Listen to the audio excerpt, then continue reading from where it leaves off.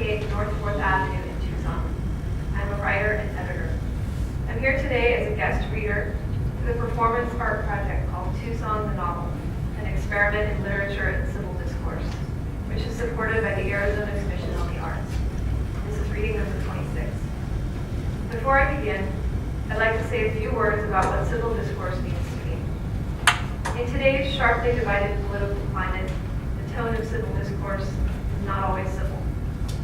One of the reasons for this is that we tend to lack empathy for points of view opposite our own.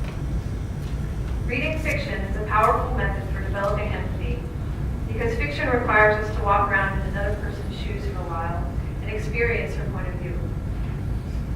With this in mind, I'm honored to present Tucson the Novel, written by Shannon Kane. As you know, we finished chapter 2 last week. In this novel, there are in-between chapters, short sections called love stories, about ordinary Tucsonans and their relationship to Tucson Hill.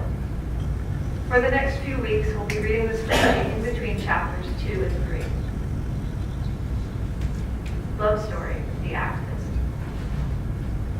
After the breakfast rush, Alice Alexander hauled her plexiglass alphabet to the sign at her restaurant's curb and stood under the Tucson sun, sliding the letters into their grooves. Alice's sign told the bacon and eggs crowd just how cheaply she could feed them, and also that they'd find elegant dining elsewhere. But mostly she used the sign to educate her fellow citizens about the vast and interconnected web of right-wing shenanigans. No human being is illegal, she posted, when a couple of young humanitarian aid workers were prosecuted for human trafficking after they drove a dehydrated and sun-blistered Mexican immigrant to St. Mary's Hospital. When the enormous military contractor on South Cole Road was awarded a $1 billion federal contract to make warplanes in support of the U.S. invasion of Afghanistan, she stormed to the parking lot and used up all her letters to install, now on sale at Raytheon, weapons of mass destruction. The morning last fall, after Obama won the election, she righteously advertised today's special, Freedom Fries, smothered in democracy. Alice had forgotten to wear her sun hat. It was only 10 a.m. and already 100 degrees. Given her age and given the worrisome way in which the hair at the top of her head was thinning, she felt certain that as she struggled over her message, the sun was cooking up a spot or two of carcinoma on her scalp.